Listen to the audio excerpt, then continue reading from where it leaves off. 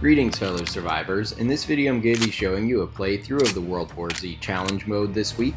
The challenges are that you only have shotguns for primary and secondary weapons, your firearms have limited range, and you can be pinned down easier by zombies. I'll be using a fully prestiged Hellraiser for this playthrough.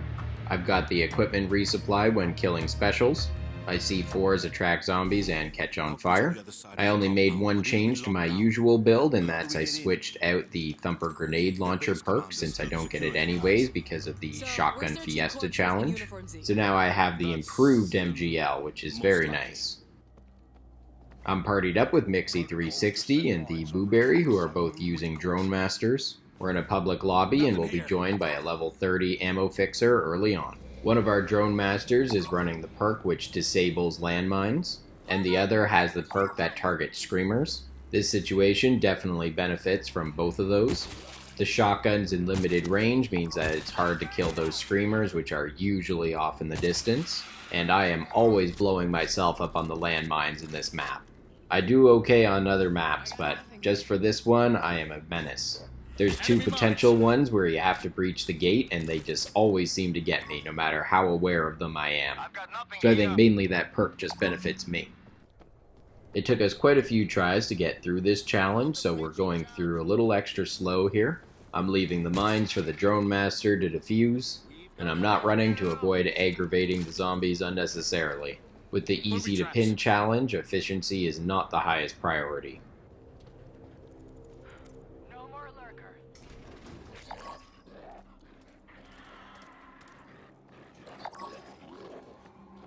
Nothing here. Come on. Nothing here.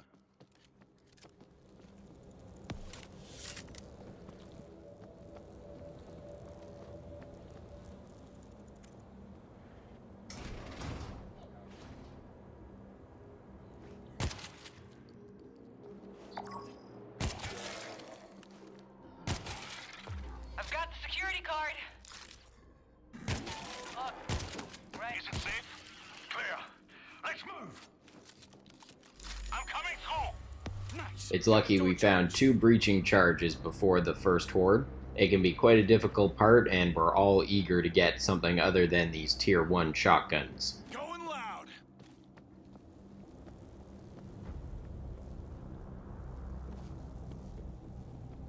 I want to get this breaching charge set as early as possible. In previous playthroughs we had a little bit of difficulty with getting swarmed here, just like this. Having that escape route ready is important. We'll need explosives to breach that.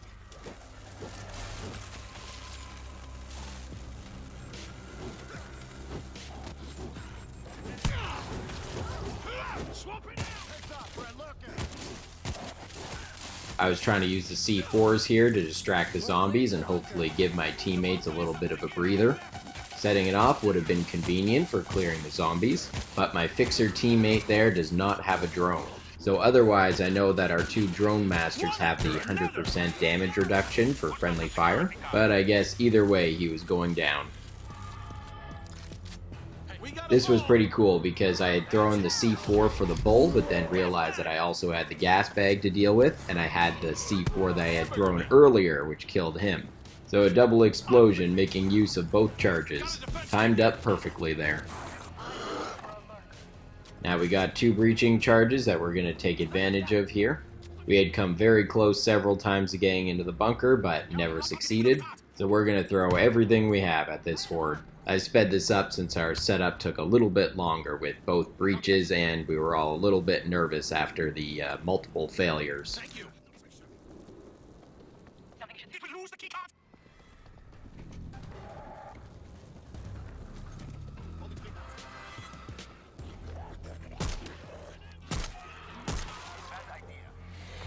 Get us in.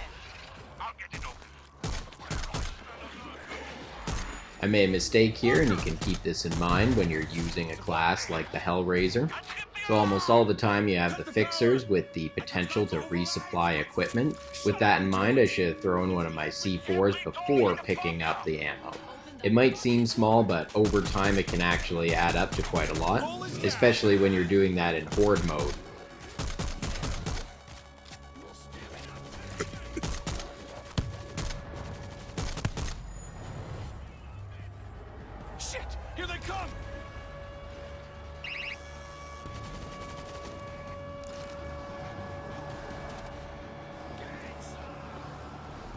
Now I can take advantage of my improved grenade launcher here.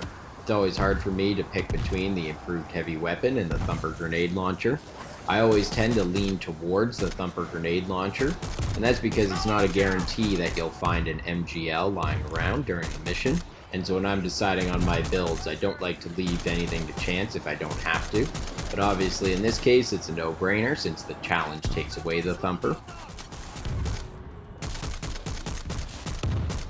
I'm reloading.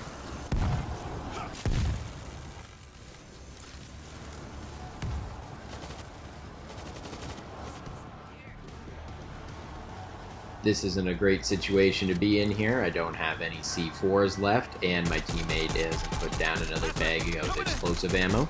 It always makes it a little more challenging to take out the bulls, and I also didn't want to get distracted from the horde, which had defeated us a couple times already.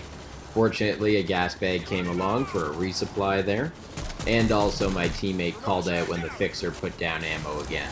With my teammate going down, I do not feel bad about C4ing there now.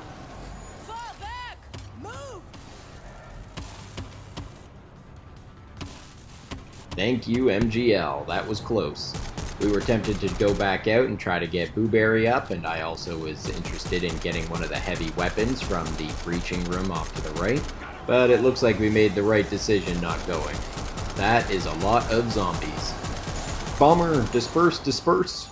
I'm glad the drone stopped him from hugging me. God damn it!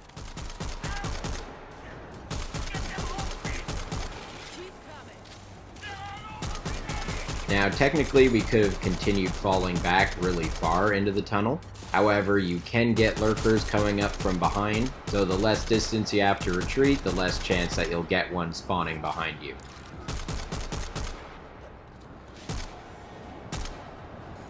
I'm reloading. Oh no, they can travel through walls. I was so distracted by those glitching zombies I didn't even pay attention to the lurker. That's why you always bring a Mixie 360 with you. The other door. It stopped. Try it again. I was spoiled this playthrough on getting to use the assault shotgun. It definitely makes a huge difference, especially at that part. The zombies all stuffed into one corridor, it's pretty much impossible to miss. I'll take that.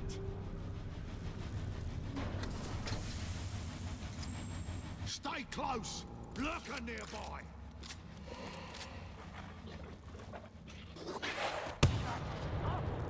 Exploding a fuel tank to kill a lurker. I like that kind of overkill. They'll get no mercy or sympathy from me.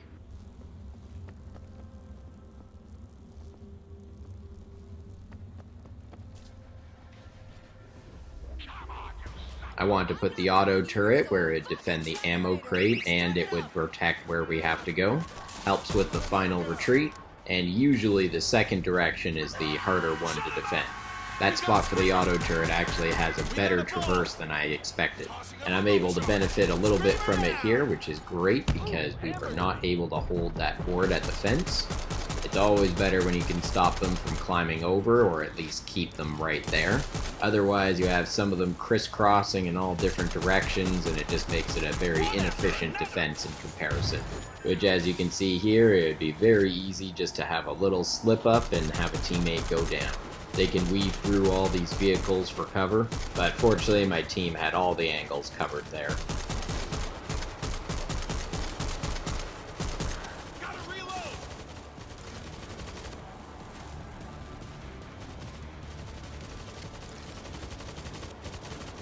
The doors are closing!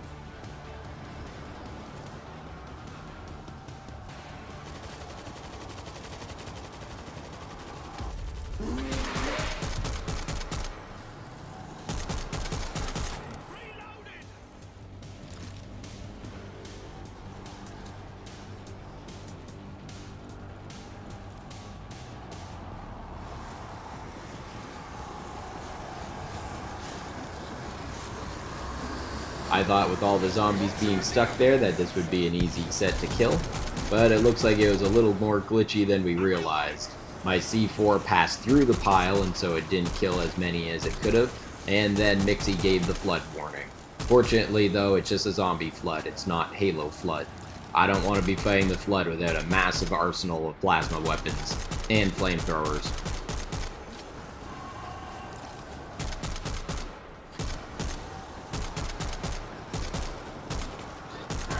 Swarm inside the tunnel! We're penned in! Do it! Don't move, Doc. We can't risk it. I kept hoping that my teammate would put down some supply bags for the ammo. My ammo crates tend to run out a lot quicker than they should. Fortunately though, I have a perk for the C4s, which allows me to replenish primary ammo when killing with equipment. That perk actually makes a huge difference on a regular basis. It helps with fast shooting guns like this assault shotgun, or guns with low ammo capacity like the advanced combat weapon, along with helping me with my ammo glitch and any ammo related challenges.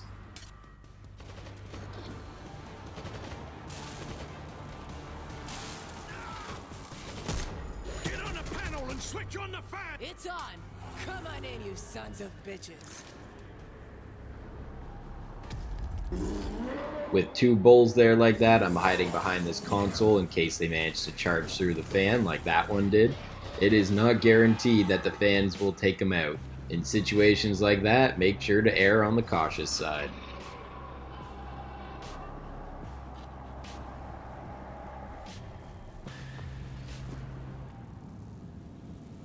We've got to move quickly. How's it look, Doc? We're at full power. Network is solid. Yeah, it's going to work. All right, make it fast. We'll watch the doors. I can't do it alone. What do we have to do? We've got to power up the array. Trigger up the startup on the console downstairs. I'm reloading.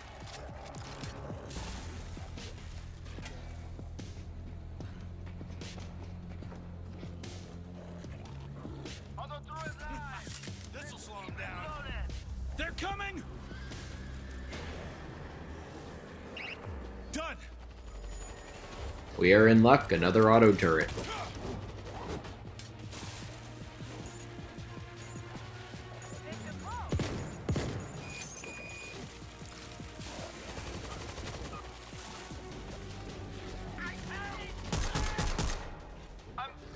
Man down over here. Auto turret online. Tossing a remote charge. Ah, Mixie help, Mixie help, Mixie help. That was too close. That's a useful strategy and has a guarantee of success.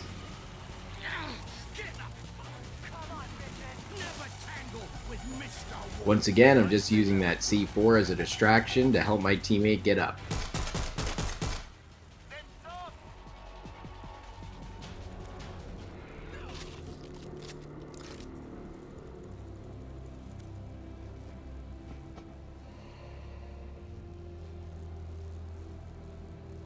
Remote charge out.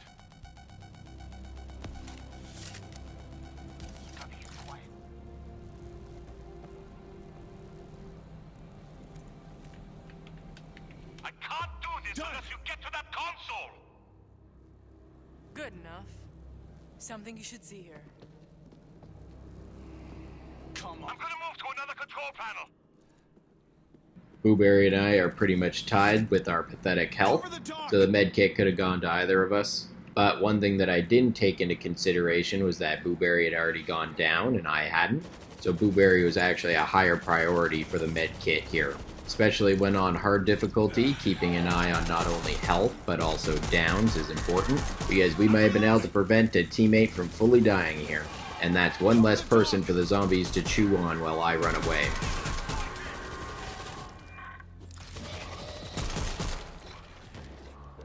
Tossing a remote charge.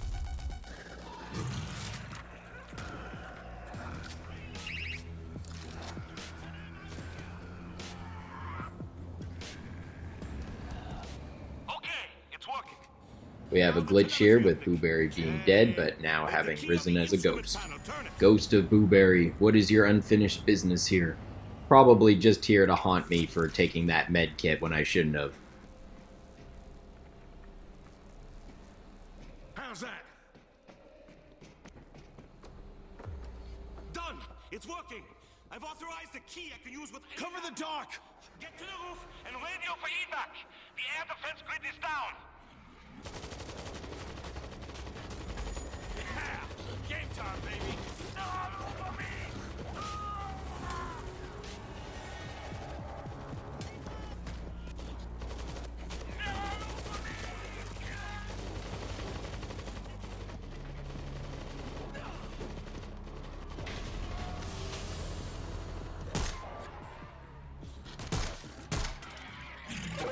Phoenix?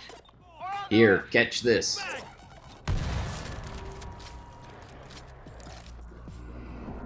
We didn't have any breaching charges, so setup for this part was pretty simple. I'm just running around, setting a few C4s and taking note of where all the heavy weapons are. I'm definitely going to take that MGL instead of this machine gun because I have the improved perk for it.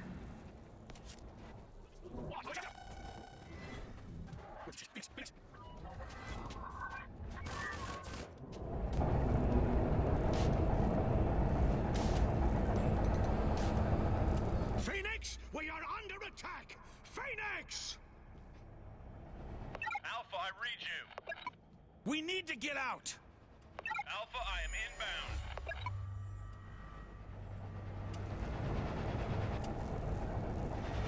Hey, look over here! Guns and ammo here!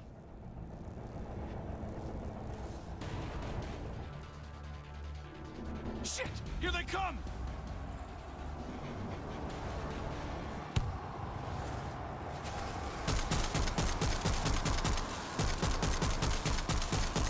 Gotta reload! If they get too close, I think these panels over the floor. My team has a decent supply of heavy weapons, so we were going to spread out the usage of them, and might as well take advantage of those fans. They are very efficient. We got Sheik on the other flank!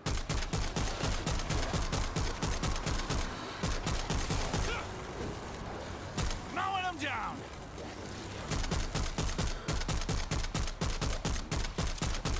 I'm reloading! Drop him in the grinder.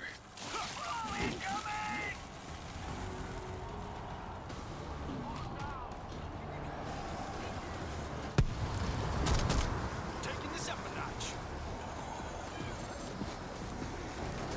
One after another. I probably should have just gone directly across here to help my teammate. That way he could have stayed on the turret and I could have operated the fan. Little mistakes like that can cost a lot of efficiency when dealing with these hordes. It's good practice to always have someone covering the person on the turret. Even if they have a drone or you don't need to click a fan button like in this scenario, covering them does make a huge difference.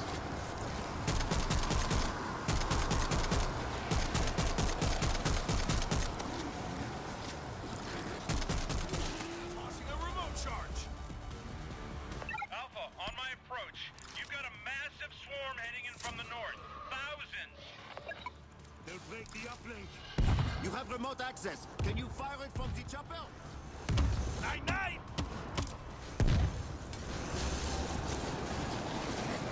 Drop him in the grinder.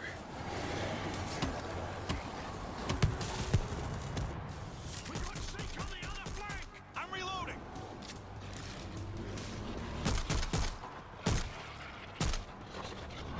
Watch that goddamn lurker.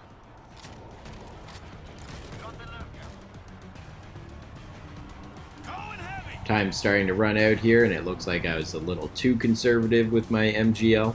I was kind of just holding it for when my teammates ran out of their heavy weapons, but instead of concentrating on using the extra heavy weapons, we used the fans. So it didn't really affect our performance too much, but these grenade rounds at the end are essentially just for stacking up some extra kills. I'm running a crowd control class, so I've got to look good in the post-game stats.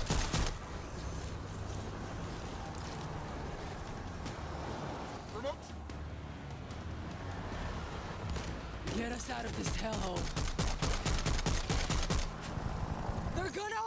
base. Gringo, how long do you need? Holy shit! Hold on! Great God Almighty! Well, it works.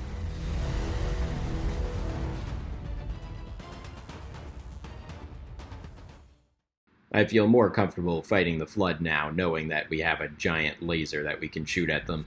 A successful playthrough there. The official story is that it was our party's first attempt. In the end, we had a good random teammate. We got lucky with the breaching charges at the start. The director was generous in terms of heavy weapons, defense kits, and med kits. If you get shorted on med kits without running a medic class, then you're pretty much doomed. Our teammate managed to pick up a virus sample at the end, so we got 2 extra blue chips, which is very useful because if you pick up 500 virus samples in a hard challenge mode, then you can afford a blue chip weapon. Now here's just a funny clip from one of our previous playthroughs. Our teammate had been running a level 6 Hellraiser class, but then switched to the medic class, and so I forgot about that. I ended up picking up a med kit by accident instead of leaving it for the medic as I should have. Our teammate did not handle it well. And after that, the teammate didn't even want to wait for me to respawn. And so he's trying to kill Mixie to take the key card. Really, this is just not someone you want to complete a challenge with. And the hilarious thing here is that the teammate couldn't actually deal any damage to Mixie because he had the drone, which reduces 100% of friendly fire damage. Despite it being a complete waste of a playthrough, it was actually great for our morale. We hadn't made much progress on the challenge after several tries, and so that little bit of entertainment was refreshing to liven things up. Well, that's all for this video. I hope you enjoyed seeing that challenge playthrough and that it'll help you with your own this week. Stay tuned for more awesome zombie fighting videos.